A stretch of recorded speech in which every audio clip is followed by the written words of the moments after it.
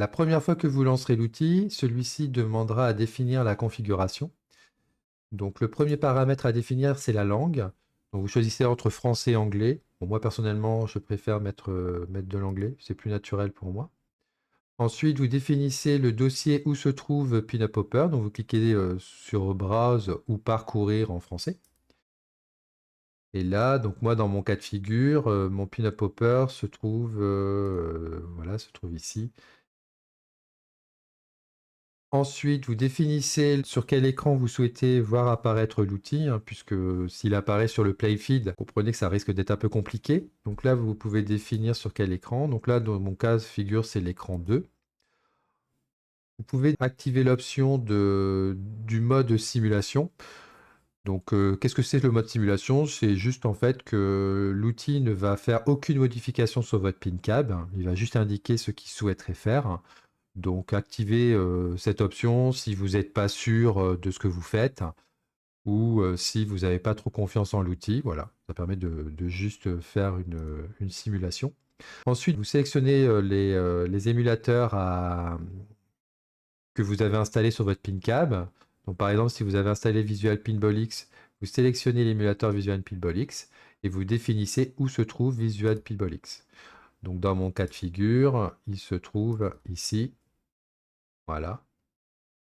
Là, par exemple, si j'ai Future Pinball, je viens sélectionner le dossier qui contient Future Pinball. Et ensuite, pour la suite Steam, moi, par exemple, dans mon cas de figure, j'ai FX3, FX et Pinball M.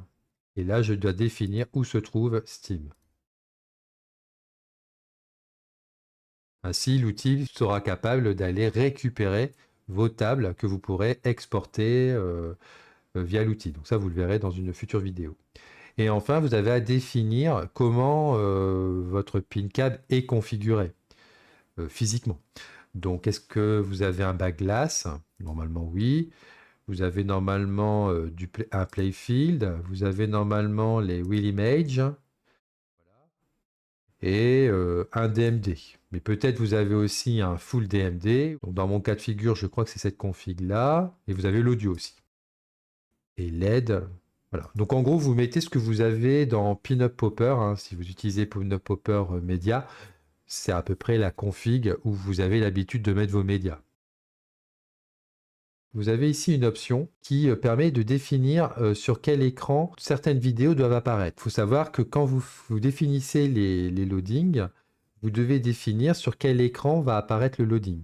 Donc dans mon cas de figure, ça apparaît sur le playfield qui est dans l'écran 3 que j'ai défini sur Pinup Popper, alors que le full DMD est sur l'écran 5. Voilà. Donc ça, c'est ce que j'avais montré dans une précédente vidéo que je définissais le système de fichiers créé par l'outil.